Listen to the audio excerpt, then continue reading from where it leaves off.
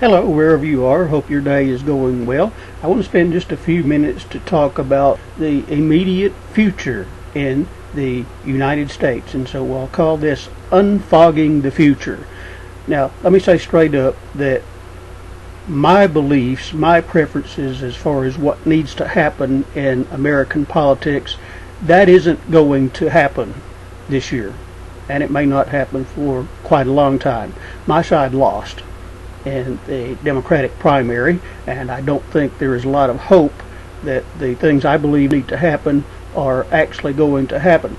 So this message isn't about what I want to happen or what I'm supporting to happen.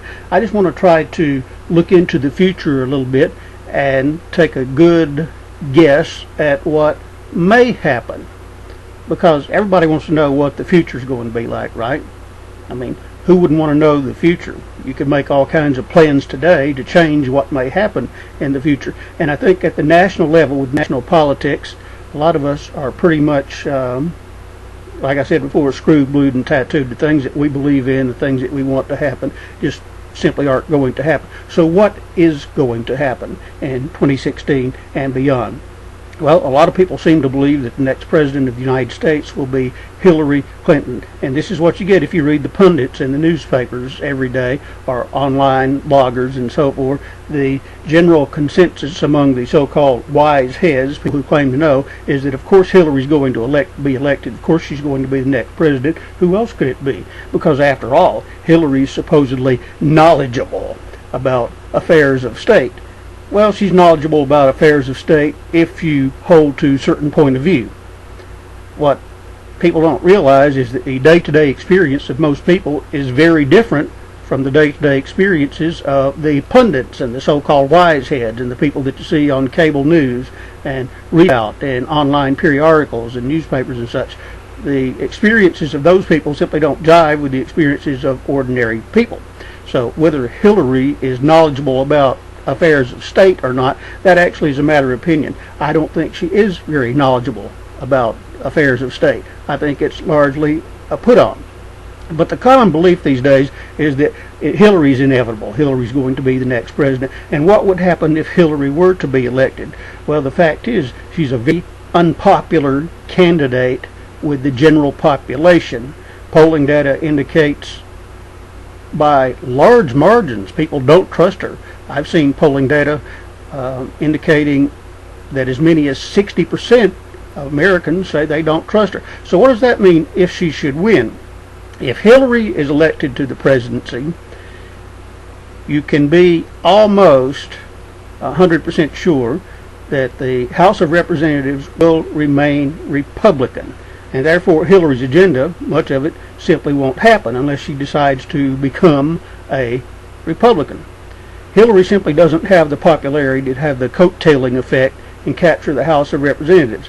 And so her administration would end up being, in some respects, the same that Obama's has been since January of 2011. And since that time, most of the things that Obama has accomplished have been through executive actions, recognizing Cuba, putting millions of acres of new lands under protected status, protecting the environment, and negotiating some deals that apparently have been put into effect over climate change and things like of that nature.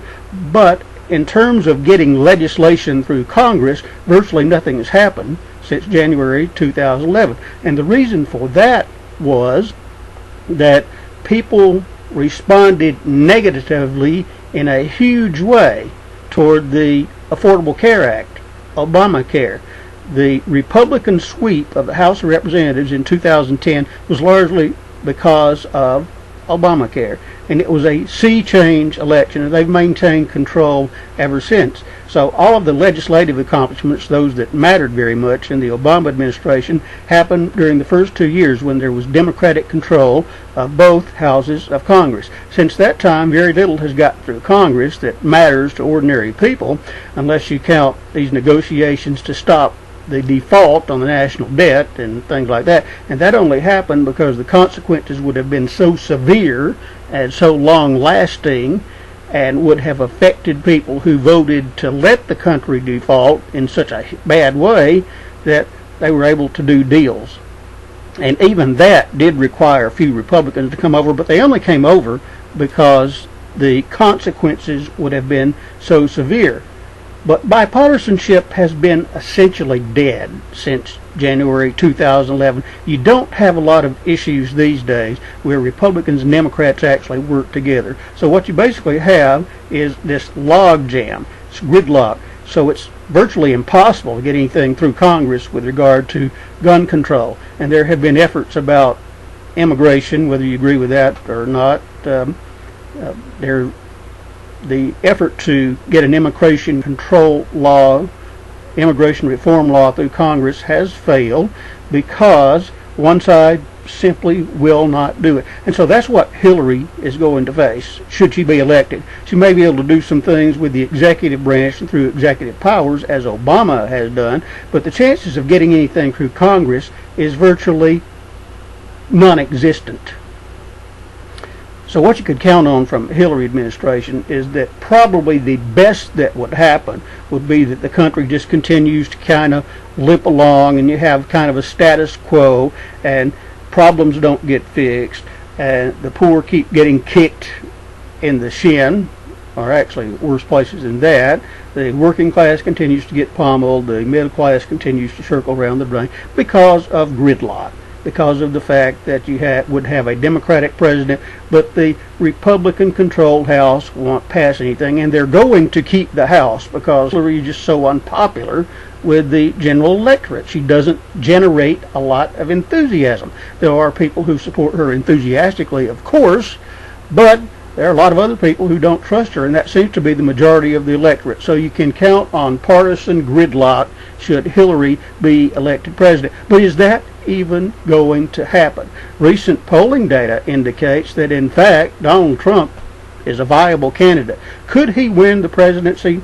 Well, in fact, I would not be surprised at all if Trump were to actually win and move into the White House. And why is that?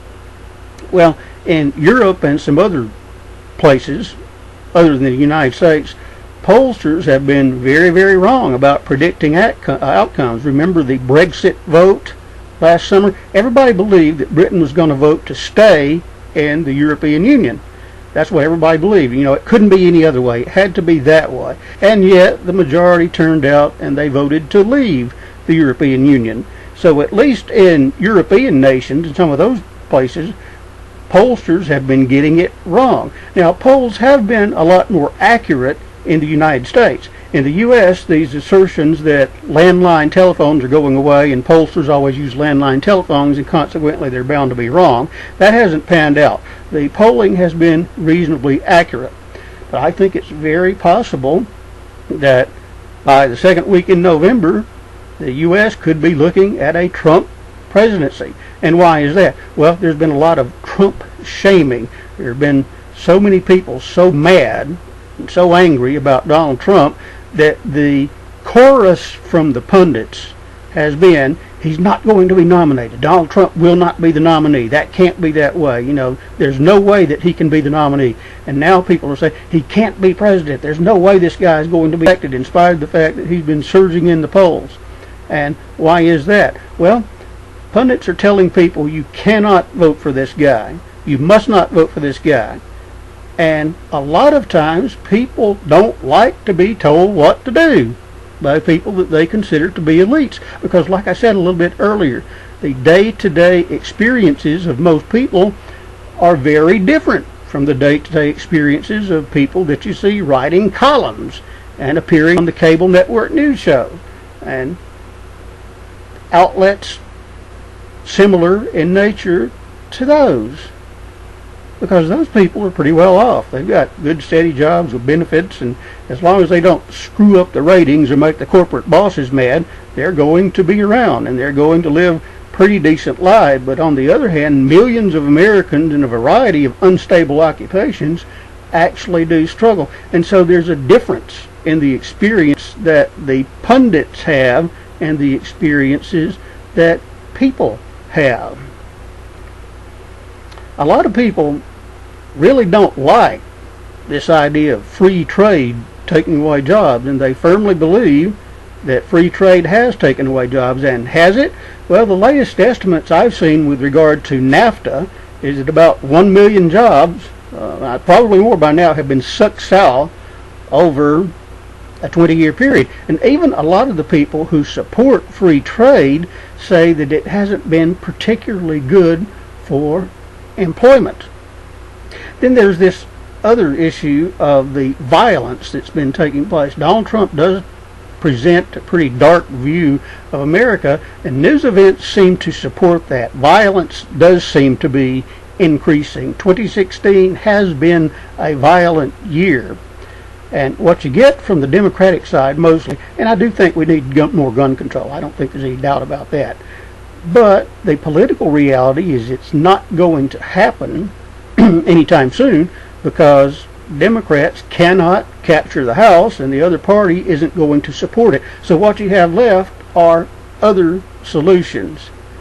Then there is this fact, there's a lot of talk about the fact that Hillary is so experienced and this and that and the other. And in fact, the Bill Clinton administration didn't have to deal with any serious crises with regard to national security. Not that anybody knows about, anyway. And in fact, their administration was the one that was in charge during much of the planning for the 9/11 attacks. And you know, they obviously missed that anything was going on. Now, the Bush administration was just completely incompetent in many ways. There's no doubt about that. But the Clinton administration didn't pick up that anything was happening. They weren't prepared. And in fact, a case could be made that they never dealt with any huge national security crisis.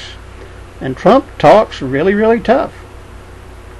And as I said, people don't like to be told what to do.